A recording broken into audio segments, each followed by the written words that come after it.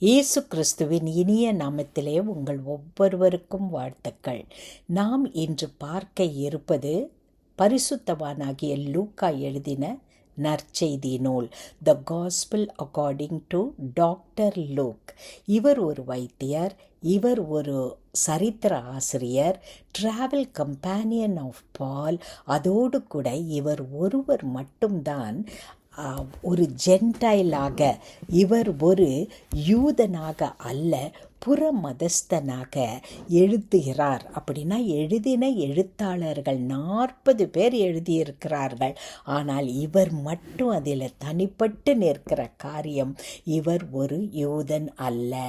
எனவே இவர் ஒரு யூதன் இல்லாமல் இருப்பதினால் யூதர் அல்லாதவர்களும் இந்த நற்செய்தியை அறிந்து கொள்ள வேண்டும் என்ற ஒரு நோக்கத்தோடு வித்தியாசமான கண்ணோட்டத்தில் இயேசு கிறிஸ்துவை இவர் எழுதுகிறார். இயேசு கிறிஸ்து யார், அவரது பிறப்பு எப்படி, அவரது ஊழியம் எப்படி, அவரது மரணம், அவரது உயிர்த்தெழுதல், இப்படியாக பல காரியங்களை சரித்திரத்தின் அடிப்படையிலே ஆராய்ச்சி செய்து எழுதுகிறவர். இயேசு கிறிஸ்துவை கண்ணார கண்டவர் என்று சொல்ல முடியாது.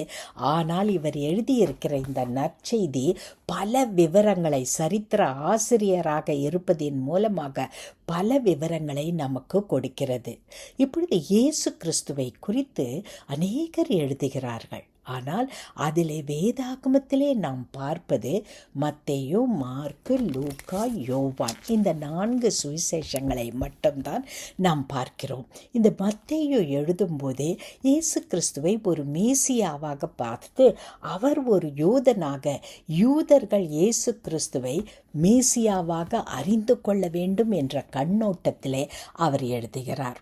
அடுத்து மார்க் எழுதும்போது அவர் எழுதுவது த லோலி சர்வெண்ட், இயேசு கிறிஸ்துவை சேவகனாக, ஊழியக்காரனாக பார்த்து அவர் எழுதுகிறார். ஆனால் லூக்கா எழுதும்போது த சன் ஆஃப் மேன், மனிதனாக, அவரை முற்றிலும் மனிதனாக சித்தரிக்கிறார். யோவான் எழுதும்போது சன் ஆஃப் காட். எனவே யோவான் சித்தரிக்கும் போது அவருக்கு அதை எந்த கண்ணோட்டத்தில் பார்க்கிறோம் என்றால், சரித்திர ஆசிரியர்களின் கூற்றின்படி ஒரு ஈகிள், கழுகு என்பதை பின்னணியில் வைத்து வர்ணனையாக சொல்லுகிறார். மத்தேயு ஒரு லயன் என்பதை பின்னணியாக வைத்து சொல்லுகிறார். மார்க் ஆக்ஸ் என்பதை பின்னணியாக வைத்து சொல்லுகிறார். இவர் நம்ம லூக்கா எழுதும்போது சன் ஆஃப் மேன், ஒரு மனிதனாக பின்னணியில் வைத்து எழுதுகிறார். அப்போது இதெல்லாம் எங்கே நமக்கு சொல்லப்பட்டிருக்கிறது? இது மனிதனுடைய ஒரு கற்பனையா என்று நாம் யோசிக்கலாம். ஆனால் சரித்திர ஆசிரியர்களின் கூற்றின்படி நாம் பார்க்கும்போது, நீங்கள் எசேக்கியல் 1வது அதிகாரம் 10வது வசனத்தை பார்ப்பீர்கள் என்றால், மிக தெளிவாக 4 விதமான கண்ணோட்டத்தில் இந்த வசனம் நமக்கு நற்செய்தியை விவரித்து சொல்லுகிறது. எசேக்கியல் 1வது அதிகாரம் 10வது வசனத்தை நீங்கள் வாசித்து பாருங்கள், உங்களுக்கு தெளிவாக தெரியும். மத்தேயு விவரிக்கிற விதம், மார்க்கு விவரிக்கிற விதம், லூக்கா விவரிக்கிற விதமும், யோவான் விவரிக்கிற விதமும் நமக்கு தெரியும். ஏன் 4 பேர் ஒரே ஆளை பற்றி எழுத வேண்டும் என்று பல யோசனைகள் நமக்கு வரலாம். நீங்கள் யோசித்து பாருங்கள், ஒரு சாட்சியை கேட்கும்போது இது உண்மையாக இருக்குமான்னு நமக்கு சந்தேகம் வரும். ஆனால் ஒரே காரியத்தை ஒரு 2 பேரோ 3 பேரோ சொல்கிறாங்கன்னா அந்த காரியம் இன்னும் அதிகமாக உறுதிப்படுகிறது. அப்போ இயேசு கிறிஸ்து ஒரு சரித்திர ஆசிரியர் என்பதின் உறுதிப்பாட்டை தான் 4 சுவிசேஷங்களிலும் நாம் காணுகிறோம். ஒருத்தர் மட்டும் சொல்ல, இதில் மத்தேயுவும் யோவான் மட்டும்தான் சீடர்கள், ஆனால் மார்க்குவும் லூக்காவும் சீடர்கள் அல்ல. இதிலும் முக்கியம் என்னன்னா, லூக்கா இயேசு கிறிஸ்துவை கண்ணார கண்டவரும் இல்லை. இவர் எப்படி எழுதுகிறார், இவருக்கு எப்படி விஷயங்கள் கிடைத்தது என்றால், நீங்கள் இதற்கு முந்தின பகுதியை கேட்டு பாருங்கள். யூடியூபில் இதை நாங்கள் இதை இருக்கிறது, யூடியூப்பில் இருக்கிறது. நீங்கள் முதல் பகுதியை கேட்கும்போது லூக்கா யார் என்பதை, எப்படி இவருக்கு இந்த விஷயங்கள் எல்லாம் கிடைத்தது என்பதை தெளிவாக சொல்லியிருக்கிறேன். பரிசுத்தவானாகிய லூக்கா அவருடைய புத்தகத்தை, சுவிசேஷத்தை நீங்கள் திருப்பிக் கொள்ளுவீர்கள் என்றால், முதலாவது அதிகாரத்திலே முதல் 4 வசனத்திலே இவர் இயேசு கிறிஸ்துவை கண்ணார காணவில்லை, அவரை இவர் செய்த ஊழியத்தை பார்க்கவில்லை. ஆனால் இவருக்கு எப்படி இவ்வளவு விவரங்கள் கிடைத்தது என்று நீங்கள் யோசிப்பீர்கள் என்றால், அவரே அதற்கு விளக்கம் கொடுத்திருக்கிறார். முதல் 4 வசனங்களிலே அழகாக சொல்லியிருக்கிறார். ஐ விட்னஸஸ், கண்ணார இயேசு கிறிஸ்துவை கண்டவர்களும் அதோடு கூட அவரோடு ஊழியம் செய்தவர்களும், இவர்கள் மூலமாக நான் என்ன செய்கிறேன், எல்லா காரியங்களையும் சேகரித்து அவற்றை எல்லாம் நான் விளங்கி கொண்டு கிரமமாக நான் என்ன செய்கிறேன், இதை எழுதுகிறேன் என்று சொல்லுகிறார். அதனால் இவர் இயேசு கிறிஸ்துவின் மனிதீகத்தன்மையை, humanity, the aspect of humanity, இவர் என்ன செய்கிறார், இயேசு கிறிஸ்துவின் மனிதன், தேவன் மனிதனாக வந்த இயேசு கிறிஸ்துவின் மனுஷீகத்தை இவர் மிக அழகாக எழுதுகிறார். காரணம் என்ன தெரியுமா, இவர் ஒரு யூதன் அல்ல, இவர் எழுதுவது யூதர் அல்லாத மக்களுக்காகவும் உலக இரட்சகராக அவர் வந்தார் என்பதை மக்கள் அறிந்து கொள்ள வேண்டும் என்பதற்காகவும் எழுதுகிற ஒரு வைத்தியன்தான் இவர். வைத்தியன் என்பதை பரிசுத்தவானாகிய பவுல் மிக அழகாக கொலோசியர் 1:14 சொல்லியிருக்கிறார். இதை கடந்த முறையும் நான் சொல்லியிருக்கிறேன், எடுத்து வாசித்து பாருங்கள். இயேசு கிறிஸ்து வரும்போது உலகத்தில் யூதர்களுக்காக மட்டும் வரவில்லை, யூத வம்சத்திலிருந்து வந்த இயேசு கிறிஸ்து உலக இரட்சகராக, யூதர் அல்லாதவர்களுக்கும் இரட்சகராக தான் வந்தார். அதனால் இவர் எழுதும்போது இவர் யாருக்கு எழுதுகிறேன் என்பதையும் சொல்லுகிறார். அவர் பெயர் தியோஃபிலஸ். தியோஸ் என்று சொல்லும்போது அது காட் என்று சொல்லுகிறது, தேவனை குறிக்கிறது. ஃபிலோ என்று சொல்லுவது லவர், தேவனை நேசிக்கிறவர் என்ற தியோஃபிலஸுக்காக எழுதியிருக்கிறார். லவர் ஆஃப் காட், தேவனை நேசிக்கிற தியோஃபிலஸுக்காக எழுதியிருக்கிறார் என்று ஒரு கண்ணோட்டத்தில் பார்க்கலாம். ஆனால் அநேக சரித்திர ஆசிரியர்கள் சொல்லுவது, தேவனை நேசிக்கிறவர்கள் என்றால் அது ஒரு சபையையும் ஒரு குறிப்பிடலாம் ஆழ்ந்து பார்க்கும்போது. எனவே இது ஒரு தனிப்பட்ட மனிதனாக தியோஃபிலஸ் என்பவருக்காக எழுதியிருக்க வேண்டும். மகா கனம் பொருந்தின தியோஃபிலுவே என்று அவர் சொல்லுவதனால் அவருக்கு எழுதியிருக்க வேண்டும். இல்லை என்றால் இன்னொரு கண்ணோட்டத்தில் பார்க்கும்போது தேவனை நேசிக்கிற சபைக்காக எழுதியிருக்கலாம். அப்படி என்றால் உங்களுக்காகவும் எனக்காகவும் இது எழுதப்பட்டிருக்கிறது. இவர் என்ன செய்கிறாருன்னா, லூக்காவுக்கிட்ட காணப்படுற ஒரு பெரிய காரியம், கடந்த முறையும் நான் திரும்ப உங்களுக்கு சொன்னேன், நட்பு என்று சொல்லுவது ஏதோ வந்துட்டு பாதி அளவில் விட்டு விடுவதில்லை. தேவனுடைய நட்பு, தெய்வீக அன்பு கடைசி வரைக்கும் நிலையாக நிற்பது.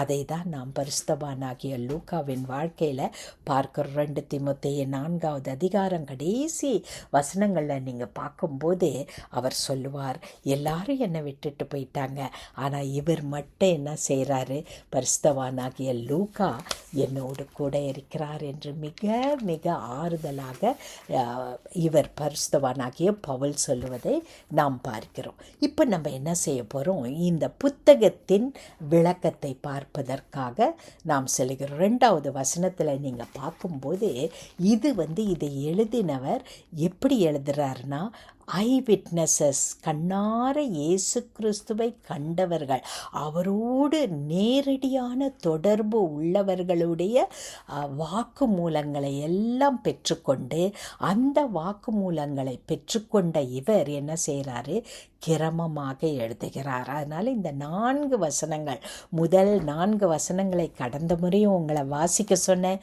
தயவுசெய்து அதை வாசித்து பாருங்கள், அப்போ தான் நமக்கு வழங்கும். அடுத்து கண்ணார கண்டவர்கள், ஐ விட்னஸஸ் உடைய டெஸ்டிமனி, அவர்கள் கொடுக்கிற சாட்சியை வைத்து எழுதுகிறார்.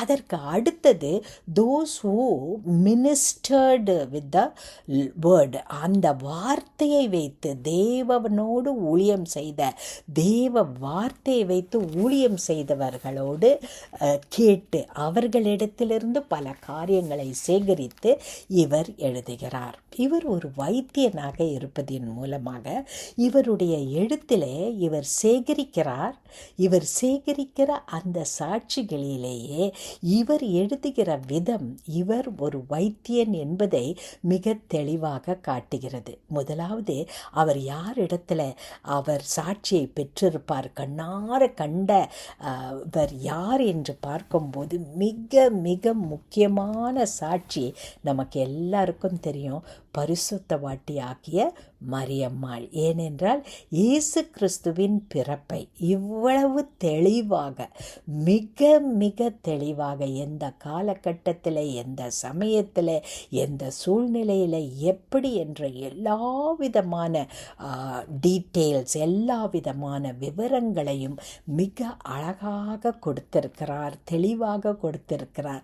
இவர் பரிசுத்த மரியம்மாவோடு பேசி அவர்களிடத்திலிருந்து எல்லா காரியத்தையும் சேகரித்திராவிட்டால் இவரால் என்ன செய்ய முடியாது, இந்த வகையான விவரங்களை கொடுத்திருக்க முடியாது. அதனால் முதல் ஐவிட்னஸ் நமக்கு இங்கே நிற்பது பரிசுத்தவாட்டியாகிய மரியம்மாள் தான். ஆனால் பாருங்க, இவர் ஒரு டாக்டராக இருக்கிறாரு. ஒரு டாக்டராக இருக்கிறவருக்கு வெர்ஜின் பர்த் எடுத்து சொல்லுவது நமக்கு அது ஒரு பெரிய சாட்சி. மரியம்மா வாயிலிருந்து வருவதும் பெரிய சாட்சி தான். அதிலும் கூட ஒரு டாக்டரே அதை ப்ரூவ் பண்ணி இப்படியாக ஒரு காரியம், அதிசயம் நடக்க முடியும் என்பதை ஒரு வைத்தியராக இவர் சொல்வதன் மூலமாக அது இன்னும் அதிகமான ஒரு ஆத்தென்டிகேஷன் அதை பெற்றுக்கொள்ளுகிறது. இன்னும் அதிகாரப்பூர்வமாக ஒரு வைத்தியனே சொல்லியிருக்கிறார்.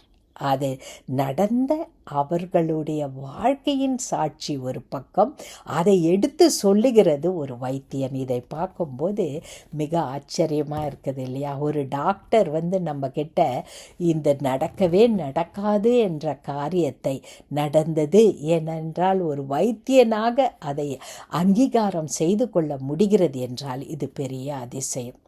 இப்போ அடுத்தது நம்ம பார்க்கும்போது இவர் எழுதும்போது ஒரு டாக்டராக இவர் என்ன செய்கிறாரு, பல காரியங்களை அந்த கண்ணோட்டத்தில் எழுதுகிறார். நீங்கள் பாருங்களேன், அந்த விருத்த சேதனம், இயேசு கிறிஸ்துவுக்கு சர்க்கம்சிஷன் செய்வதை இவர் மட்டும்தான் எழுதுகிறாரு.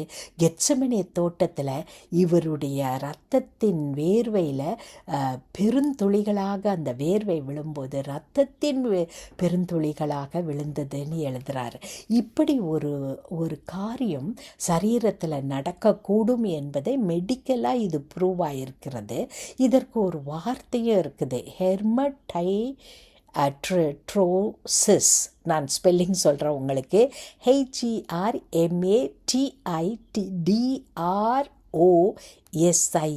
இப்படிப்பட்ட ஒரு காரியம் நடக்கக்கூடும் என்பதை அவர் ஆராய்ந்து அவர் இதை என்ன செய்கிறாரு, அவருடைய சுவிசேஷத்தில் மட்டும்தான் ஒரு டாக்டராக இவரால் எழுத முடிந்தது. தேவன் கெத்செமனே தோட்டத்தில் ஜெபிக்கும் போது அவர் வேர்வை இரத்தத்தின் பெருந்துளிகளாக விழுந்தது. அப்போ அந்த ஆர்ட்ரிஸ் பர்ஸ்ட் ஆகும்போது அது அந்த வேர்வையோடு ரத்தம் கலந்து வெளியில் வருகிறது. மிக மிக ஒரு ஸ்ட்ரெஸ்ஃபுல் சிச்சுவேஷனில் தான் இந்த மாதிரி மிக மிக அபூர்வமாய் இது நடக்கிறது என்று நிரூபிக்கப்பட்டிருக்கிறது. அதுக்கப்புறம் பாருங்கள், அந்த வேலைக்காரனுடைய காதரை என்ன செஞ்சிடுறாரு, பேதுரு வெட்டிடுறார். அப்போனா அவர் காதை தொட்டு, நான் நினைக்கிறேன் ஒரு புது காது தான் அந்த இடத்துல உருவாகியிருக்க வேண்டும். யோசித்து பாருங்களேன், அந்த அற்புதத்தை எழுதுகிறாரு. அதோடு கூட நீங்கள் பார்த்தீங்கன்னா இந்த லூக்கா சுவிசேஷத்தில் 9வது அதிகாரம் 51வது வசனத்திலிருந்து 19வது அதிகாரம் 27வது வசனம் வரைக்கும் பல விவரங்களை இவர் எழுதுகிறார். இந்த விவரங்கள் வேறு எந்த சுவிசேஷத்திலையும் இல்லை, லூக்கா சுவிசேஷத்தில் மட்டும் மட்டும்தான் இருக்கிறது. எவ்வளோ பெரிய பகுதி பார்த்தீங்களா? இந்த பகுதி எதில் மட்டும் இருக்கிறது? லூக்கா சுவிசேஷத்தில் மட்டும்தான் இருக்கிறது. ஏன்னா இவர் எழுதினது முதலாவது சுவிசேஷம் என்று சொல்ல முடியாது. மார்க்கு சுவிசேஷம்தான் முதலாவது எழுதப்பட்ட சுவிசேஷம் என்று சரித்திர ஆசிரியர்களால் நிரூபிக்கப்பட்டிருக்கிறது. அதன் விவரத்தை நான் உங்களுக்கு வருகிற நாட்களில் அதை நான் சொல்கிறேன். இவர் எழுதியிருக்கிற காலகட்டம், இவர் பரிசுத்தவானாகிய பவுல் மரிப்பதற்கு முன்னதாக இவர் எழுதியிருக்கிறார். ஏன்னா அப்போஸ்தலரில் கடைசி பகுதியில் நீங்கள் பார்ப்பீங்கன்னா, பரிசுத்தவானாகிய பவுல் ரோம சிறைச்சாலையில் இருக்கும்போது இவர் அதோடு முடிச்சிடுறார். அதுக்கப்புறம் நடந்ததை இவர் எழுதலை. நீரோ சக்கரவர்த்தியால் பவுல் மரணம் அடைவதை பற்றி இவர் எதுவுமே எழுதலை. அதனால் இவர் அதற்கு முன்னதாக இவர் எழுதியிருக்க வேண்டும் அப்படின்ட்டு அநேக சரித்திர ஆசிரியர்கள் சொல்கிறாங்க. அதனால் இவர் என்ன மார்க்கு முதலாவது எழுதியிருக்கிறார், அதற்கு அடுத்தது இவர் எழுதியிருக்கிறார். மார்க்கு சுவிசேஷத்தை இவர் வாசித்திருக்க வாய்ப்பு இருக்கிறது. இதனால் இவர் என்ன செய்கிறாரு, மார்க்கு சுவிசேஷத்திலிருந்தும் பல காரியங்களை அவர் சேகரித்திருந்தாலும் தான் தனியாக சேகரிக்கப்பட்ட அந்த மரியம்மாளின் சாட்சி, அவர்களுடைய பாடல், யோவான் பிறப்பதற்கு முன்னதாக எலிசபெத், சகரியா அவர்களுடைய சாட்சி, இதையெல்லாம் இவர் மட்டும்தான் என்ன செஞ்சிருக்கிறாரு, சேகரித்து எழுதியிருக்கிறார். அதுபோலவே 9வது அதிகாரம் லூக்கா 51வது வசனத்திலிருந்து 19வது அதிகாரம் 27வது வசனம் வரைக்கும் இவர் எழுதியிருப்பது வேறு எந்தவித நற்செய்தி நூலிலையும் இல்லை. அப்பனா யோவானுடைய பிறப்பும் இயேசு கிறிஸ்துவின் பிறப்பும் அவர்கள் பிறப்பு உருவாவதற்கு முன்னதாகவே காபிரியேல் தூதன் மூலமாக யாருக்கு அறிவிக்கப்பட்டது?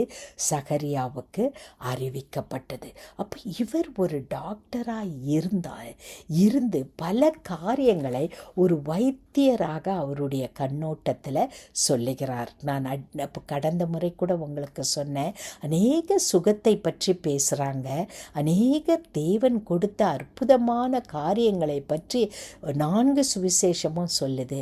ஆனால் இவருடைய சுவிசேஷம், லூக்கா சுவிசேஷம், மனித சரீரத்தில் கிடைக்கப்பட்ட ஒரு அற்புதத்தை குறித்து மிகையாக அதிகமாக எழுதப்பட்டிருக்கிறது. 13 அற்புதங்கள், சரீரத்தில் கிடைக்கப்பட்ட சுவிசேஷ அற்புதங்களை பற்றி மட்டுமே இந்த சுவிசேஷம் எழுதப்படுகிறது. அப்போ பார்த்தீங்கன்னா இது ஒரு தனிப்பட்ட ஒரு சுவிசேஷமாக பல வகையில் அமைகிறது. ஒன்று, புறஜாதி மக்களுக்கு, உலகத்தில் உள்ள மக்கள் ஒவ்வொருவருக்கும் இயேசு கிறிஸ்து இரட்சகர் என்பதை சொல்லுகிறது. ஒரு புறஜாதியாரால் எழுதப்பட்டது, புறஜாதி மக்களுக்காக எழுதப்பட்டது, உங்களுக்காகவும் எனக்காகவும் தனிப்பட்ட முறையில் எழுதப்பட்டது. இயேசு கிறிஸ்துவை கண்ணார காணாமல் அவரை கண்டவர்கள் மூலமாகவும் அவரோடு இணைந்து பணி செய்தவர்கள் மூலமாகவும் பல காரியங்களை சேகரித்து இவர் எழுதுகிறார். இப்போ நமக்கு நல்லா விளங்கியிருக்கோம் இவர் எழுதினவர் யார், இவர் எழுதுறதுக்கு காரணம் என்ன, யாருக்கு எழுதுகிறாரு, இப்படி பல கண்ணோட்டத்தில் நம்ம பார்த்துட்டோம். இப்போ அடுத்தது நம்ம பார்க்க போகிறது 5வது வசனத்திலிருந்து 17வது வசனம் வரைக்கும் மிக மிக முக்கியமானதாய் காணப்படுகிறது. ஏன்னா நான் ஏற்கனவே உங்களுக்கு சொன்னது போல 1வது அதிகாரத்தில் சகரியாவிடத்திலும் பரிசுத்த வாட்டியாகிய மரியம்மாள் இடத்திலும் காபிரியேல் தூதன் அவர்களுக்கு பிறக்கப் போகிற குழந்தையை குறித்து, யோவான் ஸ்நானகனை குறித்தும் இயேசு கிறிஸ்துவை குறித்தும் காபிரியேல் தூதன் முன்பாக அறிவிக்கிறார். இப்போ நம்ம இன்று பார்க்க போவது முதலாவது இருக்கிற இந்த 5வது வசனத்திலிருந்து 17வது வசனம் வரைக்கும் நீங்கள் பார்த்தீங்கன்னா சகரியாவை குறித்து சொல்லப்பட்டிருக்கிறது. சகரியாவுக்கும் எலிசபெத் அவர்களுக்கும் பிறக்க போகிற குழந்தை, இந்த குழந்தையை குறித்து முன்பாக அறிவிக்கிறது. இப்போ பாருங்கள், 5வது வசனத்துலேருந்து 17வது வசனம் வரைக்கும் வேத புத்தகத்தில் திறந்து நீங்கள் வச்சுக்கிட்டீங்கன்னா, சகரியா ஒரு 20,000 ப்ரீஸ்ட்ஸ் இருக்கிறாங்க இல்லையா, இந்த ஊழியத்தை செய்கிறவர்கள். அதில் சுமார் ஒரு 20,000 ப்ரீஸ்ட் இருந்திருப்பார்கள் என்று சரித்திர ஆசிரியர்கள் சொல்கிறாங்க. அப்போ யார் மகா பரிசுத்த ஸ்தலத்தில் இந்த ஆண்டு பிரவேசிக்க வேண்டும் என்று எப்படி தேர்ந்தெடுப்பார்கள்? 20,000 பேர் இருந்தால் இதை தேர்ந்தெடுப்பது மிக கடினம் இல்லையா? அப்போது எப்படி தேர்ந்தெடுக்கிறாங்கன்னு பார்த்தீங்கன்னா, அந்த பகுதியில் பார்க்குறோம். 9வது வசனத்தில் பாருங்கள், லாட்ரி சிஸ்டம், இந்த குலுக்கல் முறை, சீட்டு போட்டு தேர்ந்தெடுக்கிறார்கள். இப்போ சீட்டு போட்டு தேர்ந்தெடுக்கும் போது யார் பேரில் விழுதுன்னா சகரியா பேரில் விழுது. இது மிக மிக மிக முக்கியமான காரியம் இல்லையாம்மா? நீங்கள் பாருங்கள், 20,000 பேரில் இது விழுகிறது, சகரியா பேரில் விழுகிறது. எதுக்காக? To burn incense. இது இன்சென்ஸ் என்று சொல்லும்போது ஜெபதூபம், ஜெபத்தை குறிக்கிறது. அப்போ என்ன செய்கிறாரு சகரியா? இப்போ அவர் பேரில் விழுந்துருச்சு. அவருக்கு மகா பரிசுத்த ஸ்தலத்தில் அவர் பிரவேசிக்க போகிறார். இது it is a most prestigious thing இல்லையா? மிக மிக ஒரு உன்னதமான ஒரு காரியம். இதில் வருஷத்துக்கு ஒரு முறை தான் போக முடியும். இப்போ இன்சென்ஸ்ன்னு சொல்லும்போது அது ஜெபத்தை குறிக்குது. இவர் என்ன செய்கிறாரு? அந்த மகா பரிசுத்த ஸ்தலத்தில் அவுட்டர் கோட்டு, டெம்பிள் அவுட்டர் கோட்டு இருக்கும், அப்புறம் பரிசுத்த ஸ்தலம், பரிசுத்த ஸ்தலத்திலிருந்து உள்ள மிக மகா பரிசுத்த ஸ்தலத்தில் போய், அது எந்த நாட்களில் நடக்கும்? டே ஆஃப் யாம் கிப்போர், அந்த நேரத்தில் இவர் உள்ளே போகிறாரு. நமக்கு எல்லாம் தெரியும், இந்த மகாபரிசுத்த ஸ்தலத்தில் போயிட்டு அவர் பிரவேசித்துட்டு அவர் நிற்கும்போது என்ன நடக்குதுன்னா, அந்த இடத்துல என்ன நடக்குது? அவருடைய இடத்துல ரைட் சைடு அப்படின்னு பார்க்குறோம். அவருடைய ரைட் சைடில் வலது புறத்தில் தேவ தூதன் காப்ரியேல் நிற்கிறார். அவர் நிற்கும்போதே என்ன சொல்கிறோம், என்ன நடக்குதுன்னு பார்க்கும்போது அவர் பேச முடியாதவராயிடுறார். நமக்கு சொல்லவே ஆச்சரியமாக இருக்குது இல்லையா? நீங்கள் கொஞ்சம் கற்பனையில் போய் பாருங்களேன். கற்பனையில் பார்க்கும்போது 12வது வசனத்தில் பாருங்கள், கலக்கமும் பயமும் வந்ததுன்னு பார்க்குறோம். கலக்கத்தோடு பயத்தோடு காணப்படுகிறார். ஏன்னா இந்த காபிரியேல் தூதன், நல்லா கவனிங்க, காபிரியேல் தூதன் கடைசியாக எப்போ வந்தாருன்னா, தானியேல் புத்தகத்தில் 8வது அதிகாரம் 9வது அதிகாரத்தில் தானியேலுக்கு முன்பதாக காபிரியேல் தூதன் வருகிறார். அது சுமார் 400 வருஷங்களுக்கு முன்பாக தான். காபிரியேல் என்றால் என்ன? மெசேஞ்சர், மெசேஜ் கொடுப்பதற்காக தானியேல் முன்பாக வந்த காபிரியேல் தூதன் இப்போ பாருங்க, 400 வருஷம் கழிச்சு இப்போ காபிரியேல் தூதன் நின்று 13வது வசனத்தில் சொல்கிறாரு. முதலாவது அவர் சொல்கிறது, நீ பயப்படாத. ஏன்னா இவர் நடுங்கிடுறாரு. ரைட் சைடு, நீங்கள் ரைட் எவ்வளோ ப்ரிசைஸாக எழுதுகிறாரு பாருங்கள். வலது பக்கம்னு சொல்லும்போது நம்ம ஏதாவது செய்துட்டு இருக்கும்போது அவர் அந்த தன்னுடைய பணியை அவர் அருமையாக செய்துட்ருக்கிறாரு.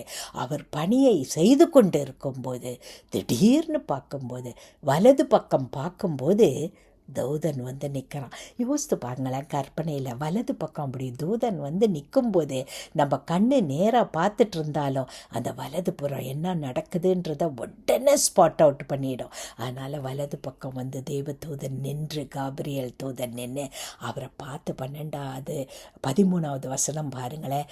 அவர் சொல்கிறாரு, பயப்படாதே பயப்படாத. அன்பானவர்களே, ஒருவேளை இந்த நேரத்தில் நம்ம மகா பரிசுத்த ஸ்தலமாகிய தேவனோடு நின்று உறவு கொண்டு ஜெபித்து கொண்டு இருக்கும்போது ஏதாவது பயம் நம்ம இருதயத்தில் இருக்குதா? எத்தனையோ வகையான பயம் இருக்கும். ஆனால் இன்றைக்கி ஆண்டவர் உன்னையும் என்னையும் பார்த்து ஆண்டவர் சொல்லுவது, பயப்படாதே. பைபிளில் 365 முறை பயப்படாத பயப்படாதன்னு சொல்லியிருக்குதுன்ட்டு ஒரு நூலில் நான் வாசித்த ஒருத்தர் எழுதியிருக்கிறார். அவர் எப்படி கூட்டினாருன்னு தெரியாது. ஆனால் இது எவ்வளோ தூரத்துக்கு உண்மையோ நமக்கு தெரியாது. ஆனால் 365 நாளும் ஆண்டவர் ஒவ்வொரு நிமிஷம் 65 நாள் மட்டும் இல்லைம்மா, 24/7 நம்மை பார்த்து, அன்பானவர்களே பயப்படாதே பயப்படாதே பயப்படாதே. சகரியா என்ன பண்ணுறாரு? 12வது வசனத்தில் கலக்கமும் பயமும் அவரை சூழ்ந்து கொண்டது. ஏன் கலக்கமும் பயமும் வந்துச்சு தெரியுமா? அந்த தேவதூதனுடைய உருவம் மிகவும் அது உன்னதமானதாய் காணப்படும். பயங்கரமான தோற்றம். பயங்கரம்னா நம்ம பயன்படுத்துகிற அந்த பயங்கரம் இல்லை, உன்னதமான பயங்கரத்தில் இவர் என்ன செஞ்சிடறாரு? கலக்கத்தோடு பயத்தோடு நிற்கிறாரு. பயப்படாதே. அடுத்தது 2வது அவர் சொல்கிறது, உன்னுடைய ஜெபம் கேட்கப்பட்டது. எவ்வளோ நாள் இவர் ஜெபிச்சிருப்பார் யோசித்து பாருங்கள். ஏன்னா நம்ம பார்க்குறோம் 7வது வசனத்தில் தேவர் வெல் அட்வான்ஸ்ட் இன் இயர்ஸ்ன்னு வருது. அப்போனா வயதானவர்கள். ஒருவேளை கல்யாணம் ஆகும்போது ஒரு மரியம்மாவுக்கோ இவருக்கோ 40 வயசுன்னே வச்சுக்கோங்களேன், யூதர்களுடைய திருமண முறைப்படி. இப்போ வெல் அட்வான்ஸ்ட் இன் இயர்ஸ்னால் ஒரு 30 வருஷம் இல்லை ஒரு 40 வருஷம் கடந்திருக்குமா, இல்லை ஒரு 30 வருஷமாவது கிடந்திருக்குமா, இல்லை இன்னும் குறைச்சி பார்த்தீங்கன்னா ஒரு 20 வருஷமாவது கிடந்திருக்குமா. அப்போ உன்னுடைய ஜெபம் கேட்கப்பட்டது. அப்போ 20 வருஷமாக யார்? பரிசுத்தவானாகிய சகரியா ஜெபித்து கொண்டே இருந்தார். நீயும் நானும் எவ்வளோ நாள் ஜெபிக்கிறோமா? 20 நாள் ஜெபிக்கும் போதே நமக்கு மனம் சோர்ந்து போதே. ஆண்டவர் இன்னைக்கு நம்ம பார்த்து சொல்கிறாரு, பயப்படாதே, உன் ஜெபம் கேட்கப்பட்டது. நிச்சயமாக நம்முடைய ஜெபத்தை ஆண்டவர் சரியான நேரத்தில் கட்டாயம் கேட்பாருமா. பெரிய காரியங்கள் நடக்கும். அதுபோல் ஆனால் ஐயோ நான் ஜெபிச்சிட்ருக்கிறேனே, என் ஜெபம் கேட்கப்படலையேன்ட்டு கலங்கி போகாதீங்க. பயப்படாதே, உன் ஜெபம் கேட்கப்பட்டது என்று சொல்கிறாரு. அன்பானவர்களே, இன்னும் தொடர்ந்து அவர் என்ன சொன்னாருன்றதை பார்க்கும்போது பல அற்புதமான ரகசியங்களை நாம் விளங்கி கொள்ளுகிறோம். அதனால் நான் என்ன செய்ய போகிறேன், இந்த ரெண்டு காரியத்தோடு இன்னைக்கு நிறுத்திட்டு தொடர்ந்து வருகிற அடுத்த வாரங்களில் அருமையான இந்த சத்தியத்தை லூக்கா சுவிசேஷத்திலேருந்து உங்களோட பேச போகிறேன். அதனால் நீங்கள் என்ன செய்யணும்னா, இந்த முதல் அதிகாரத்தை படிக்க தொடங்கிடுங்க. முதல் 4 வசனம் இவர் எப்படி சேகரித்தார் என்பதை பார்த்தோம். 5வது வசனத்திலிருந்து 17வது வசனம் வரைக்கும் தயவுசெய்து படிங்க. 5வது வசனத்திலிருந்து இப்போ நான் 13வது வசனம் வரைக்கும் உங்களுக்கு சொல்லியிருக்கிறேன். 14வது வசனமும் டச் பண்ணியிருக்கிறேன். தயவுசெய்து இந்த வசனங்களை படிங்க.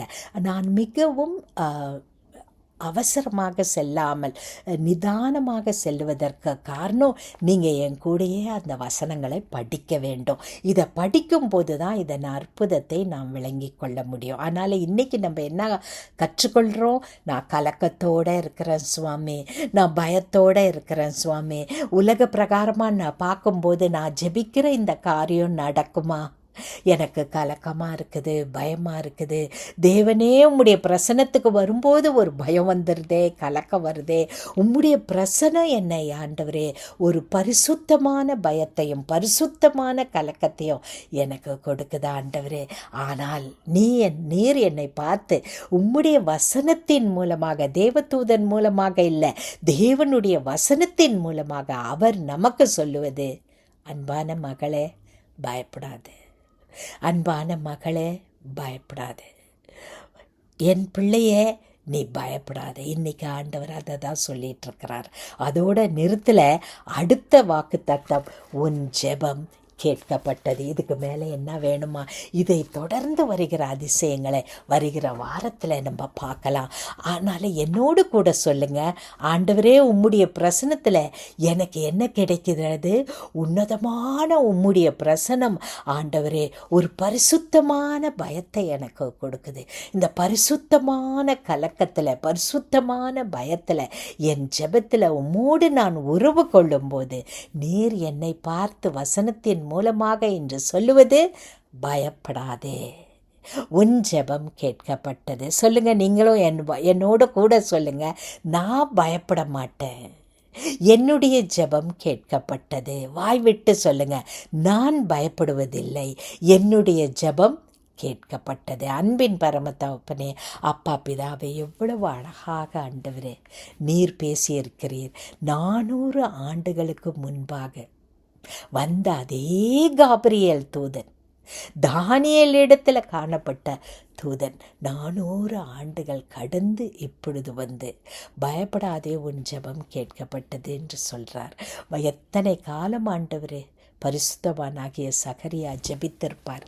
ஆண்டவரே, ஜெபம், அவருக்கு பிள்ளை இல்லை, தனக்கு பிள்ளை வேண்டும், தன் மனைவிக்கு பிள்ளை வேண்டும் என்பதை எவ்வளவு காலம் அவர் தன்னுடைய மனைவியை நினைத்து, தன்னை நினைத்து ஜெபித்திருப்பார். அவருடைய ஜெபத்தை கேட்ட தேவன், அவரை பயத்திலிருந்து வெளியே கொண்டு வந்த தேவன், எங்களையும் ஆண்டவரே எங்கள் கலக்கத்திலிருந்து பயத்திலிருந்து வெளியே கொண்டு வருவதற்காக ஸ்தோத்திரம் அப்பா, ஸ்தோத்திரம். எங்கள் ஜெபத்தை கேட்டதற்காக ஸ்தோத்திரம். ஜெபத்தை நீர் கேட்டீர் என்ற அந்த பலனை நாங்கள் அனுபவிக்க போகிறதற்காக உமக்கு நன்றி. இயேசு கிறிஸ்துவின் மூலமே பிதாவே, ஆமேன், ஆமேன்.